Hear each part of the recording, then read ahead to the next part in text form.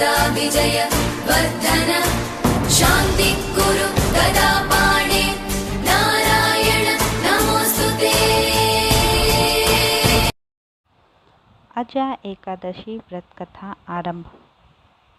कुंती पुत्र युधिष्ठिर कहने लगे कि हे भगवान, भाद्रपद कृष्ण एकादशी का क्या नाम है?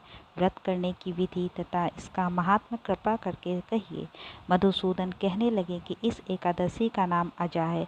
यह सब प्रकार के समस्त पापों का नाश करने वाली है। इस एकादशी के दिन भगवान श्री विष्णु जी की पूजा का विधान होता है। जो मनुष्य इस दिन भगवान ऋषिकेश की पूजा करता है उसको वैकुंठ की प्राप्ति अवश्य होती है। अब आप इसकी कथा सुनिए। प्राचीन काल में हरिश्चंद्र नामक एक चक्रवर्ती राजा राज्य करता था। उसने किसी कर्म के वशीभूत होकर अपना सारा राज्य व धन त्याग दिया, साथ ही अपनी स्त्री, पुत्र तथा स्वयं को बेच दिया।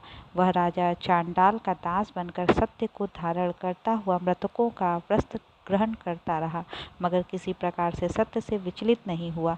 कई बार राजा चिंता के समुद्र में डूबकर अपने मन में विचार करने लगता कि मैं कहाँ जाऊँ, क्या करूँ जिससे मेरा उद्धार हो। इस प्रकार राजा को कई वर्ष बीत गए। एक दिन राजा इसी चिंता में बैठा हुआ था कि गौतम ऋषि आ गए। राजा ने उन्हें देखकर प्रणाम किया और अपनी सारी दुख भरी कहानी कह सुनाई।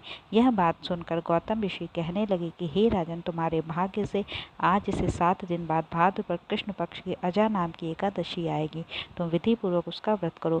गौतम ऋषि ने कहा कि इस व्रत के पुण्य प्रभाव से तुम्हारे समस्त पाप नष्ट हो जाएंगे। इस प्रकार राजा से कहकर गौतम ऋषि उसी समय अंतर ध्यान हो गए।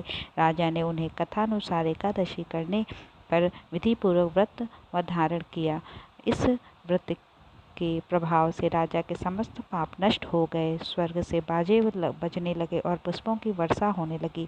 उसने अपने मृतक पुत्र को जीवित किया और अपनी स्त्री को वस्त्र और आभूषण से युक्त देखा। व्रत के प्रभाव से राजा को पुनः राज्य मिल गया। अंत में वह अपने परिवार के सहित स्वर्ग को गया। इस एकादशी की कथा के श्रवण मात्र से अश्वमेध यज्ञ फल प्राप्त होता है। राधे राधे।